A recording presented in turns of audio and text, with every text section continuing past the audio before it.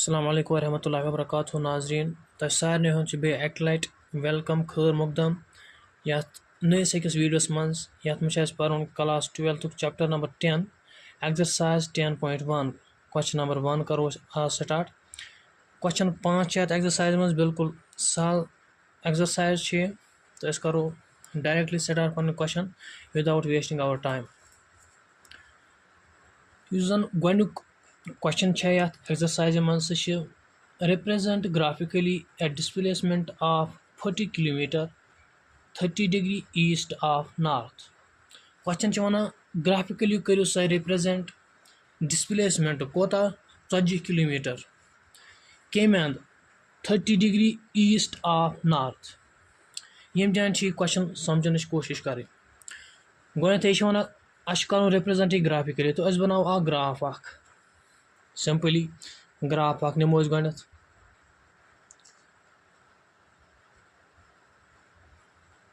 Simple graph नमो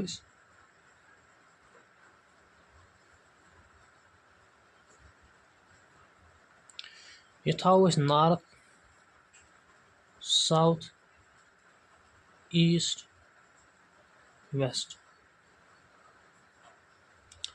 तो question क्या one graphically हो सा 40 किलोमीटर डिस्प्लेसमेंट 40 किलोमीटर मगर यम जान जाए कम तो 40 किलोमीटर हेको ना डिस्प्लेसमेंट त्रित कह तो सिंपली क्या करो नमो लाइन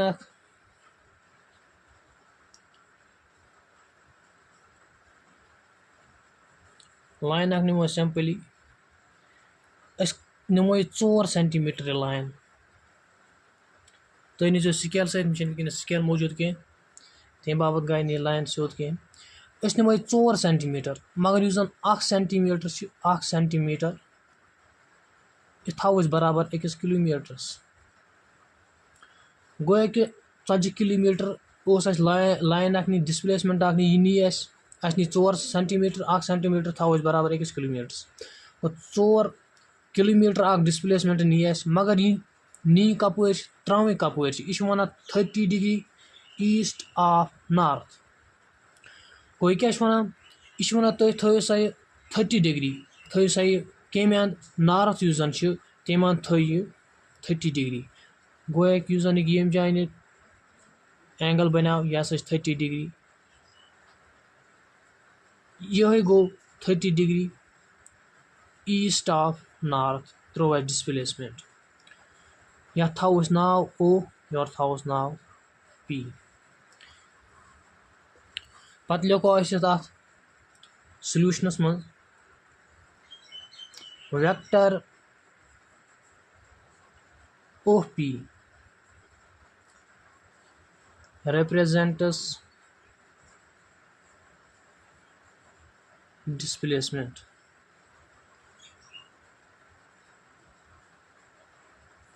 required displacement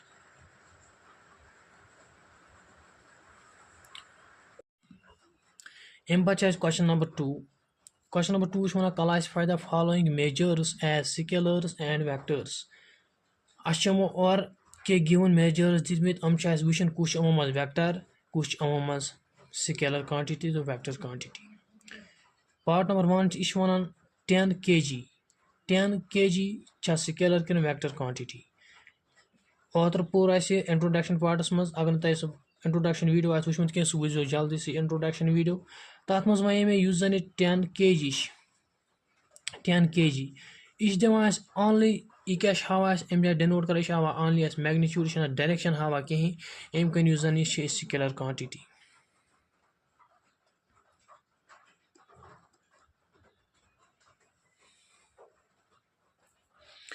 अम पतन ब्या 2 मीटर नॉर्थ वेस्ट 2 मीटर यह गो मैग्नीट्यूड 2 मीटर नॉर्थ वेस्ट यह हावन डायरेक्शन गो यह तेल वेक्टर क्वांटिटी।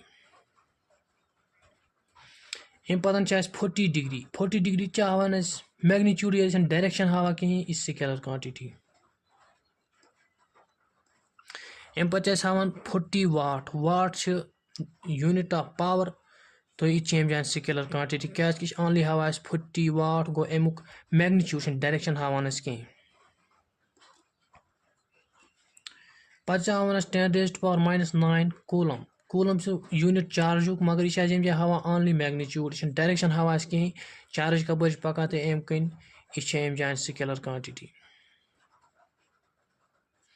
पता हावन 20 मीटर पर सेकंड स्क्वायर यह अम जाए वेक्टर क्वांटिटी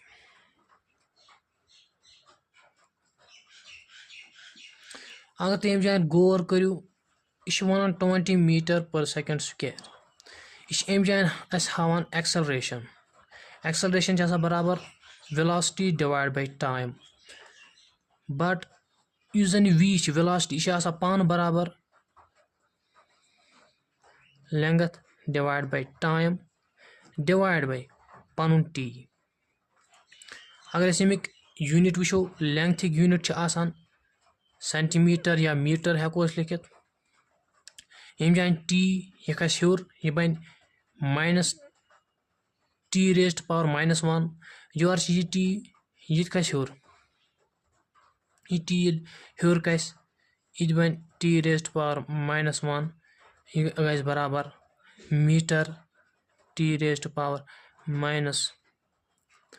तो अम कन हेको लिखित यह मीटर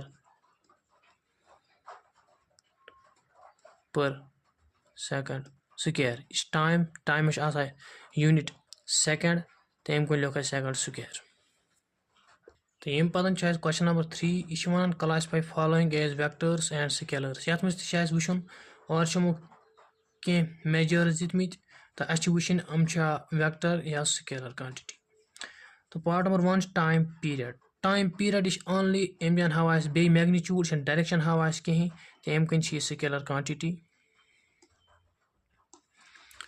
अम पे डिस्टेंस यह हावान ऑनली मैग्नीट्यूड यह डायरेक्शन हवा कहीं डिस्टेंस कपर आई ट्रेवल कर यह स्केलर क्वांटिटी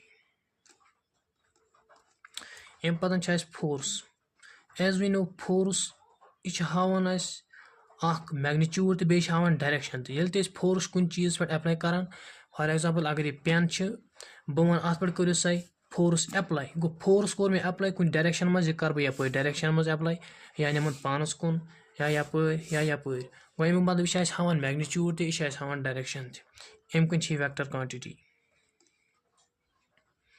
अम पे वेलोसिटी आल्सो हावा डायरेक्शन तो यह आल्सो हावान मैग्नीट्यूड तो सह कित पे वेलोसिटी कुछ चीज़ वेलोसिटी वो यह ट्रेवल कर कहीं डिस्टेंस कर ट्रेवल मगर उस वेलोसिटी बराबर आसान लेंथ डिवाइड बाय टाइम कुछ टाइमस मज सर्टन डिस्टेंस कर ट्रेवल मगर यह कुछ डायरेक्शन मज कर अगर नहीं ट्रेवल कर कहीं तेल हेक नहीं पन जन मोशन यह हेक नहीं पन जन पोजिशन चेंज कर तेल हेको ना वन अत चीज़ वेलोसिटी कहीं ये अत वेलोसिटी को यह कर कहीं डिस्टेंस कवर मगर कर कुछ डायरेक्शन मज यह क्या ब्रोह कुन कर या बैकवर्ड्स या राइट या लेफ्ट अम कन वेक्टर क्वांटिटी अम पे work done also scalar quantity यह कित कन स्केलर क्वांटिटी तिकाज वनो कुछ चीज़ पे अस कर मगर अस वन कि अस कर अप्लाई ये अगर फोर्स वो अत बरक्स फोर्स कर अप्लाई गो यह मैग्नीट्यूड तो दिवान पे कर मगर फोर्स अप्लाई गो अमुक मतलब डायरेक्शन तहावान यम जान जन वर्क डन वन अस अगर करो वन अस कर मगर तक सर्टन डायरेक्शन आसान कह तम कन स्केलर क्वांटिटी तो अम पे क्वेश्चन नंबर 4 अत मज वुन आइडेंटिफाई कर following vectors coinitial vector equal vector collinear vector यह क्वेश्चन कर ब्रो अम बाबत वुन जरूरी टाइप्स ऑफ वेक्टर्स सह वो NCERT बुक जन क्लास 12 अथ पे वो टाइप्स ऑफ वेक्टर्स जन गोनिक वेक्टर जीरो वेक्टर अस कर हेको वन वेक्टर हसा zero vector A vector whose initial and terminal points coincides is called as zero vector or null vector denoted as zero vector. Zero vector वनो तेल कह vector हसा zero vector अमुक initial तो terminal point coincide गस तमुक मतलब क्या یُس زَن اَمیُک میگنِچوٗڈ آسہِ سُہ آسہِ برابر زیٖروَس. پَتہٕ چھِ بیٛاکھ ویکٹر اَسہِ یوٗنِٹ ویکٹر. أسۍ کر ہٮ۪کو ؤنِتھ کانٛہہ ویکٹر ہسا چھُ unit vector. A vector whose magnitude is unity that is 1 is called a unit vector. أسۍ ہٮ۪کو تیٚلہِ ؤنِتھ کانٛہہ ویکٹر ہسا چھُ یوٗنِٹ ویکٹر ییٚلہِ امیُک میگنِچوٗڈ چھُ سُہ آسہِ برابر unity. Unity means 1 unit. 1 unit may be centimetre kilometre whatsoever. پَتہٕ چھِ ترٛیٚیِم کو اِنِشل ویکٹٲرٕس. کو اِنِشل ویکٹٲرٕس کٕم ہسا ویکٹٲرٕس گٔے؟ کو اِنِشل ویکٹٲرٕس گٔے تِم ویکٹٲرٕس یِمن زن اِنِشل پویِنٹ یُس آسہِ سُہ آسہِ تِمن کامن. واریاہ ویکٹر آسان ڈرا آمٕتۍ کرنہٕ مگر from initial point. Coinitial point means common point پٮ۪ٹھ چھِ آمٕتۍ واریاہ ویکٹر ڈرا کرنہٕ. یِمن وَنو أسۍ کو اِنِشل ویکٹٲرٕس. پَتہٕ چھِ اَسہِ بیٛاکھ ژوٗرِم قٕسم اکھ ویکٹرن ہُنٛد تَتھ چھِ وَنان کو لیٖنیر ویکٹٲرٕس.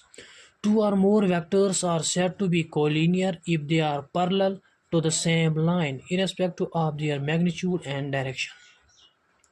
أسۍ وَنو کانٛہہ تہِ ویکٹر ہسا چھِ کولینیر اگر سُہ کُنہِ گِوَن لاینہِ آسہِ پارلل. دیٹ اِز اگر یہِ کانٛہہ لاین چھِ أسۍ نِمو اَتھ کانٛہہ ویکٹر یِتھ کٔنن ڈایریکشن منٛز یا بیٛاکھ ویکٹر نِمو أسۍ یتھ ڈایریکشن منٛز. أسۍ وَنو یِم 2 ویکٹر ہسا چھِ کولینیر ویکٹر تِکیازِ یِم چھِ یتھ گِوَن لاین یُس زن چھِ یِم چھِ اَتھ پارلل اِرسپیکٹِو آف ڈایریکشن. یہِ چھُنہٕ ڈایریکشن پٮ۪ٹھ ڈِپینڈ کران کِہینۍ. ڈایریکشن آسہِ یپٲرۍ تہِ ٲسِتھ یپٲرۍ تہِ ٲسِتھ مگر اَتھ وَنو أسۍ کولینیر ویکٹر. اَمہِ پتہٕ چھِ یِوان اَسہِ ایٖکول ویکٹر. ایٖکول ویکٹر کٕم ویکٹر گٔے؟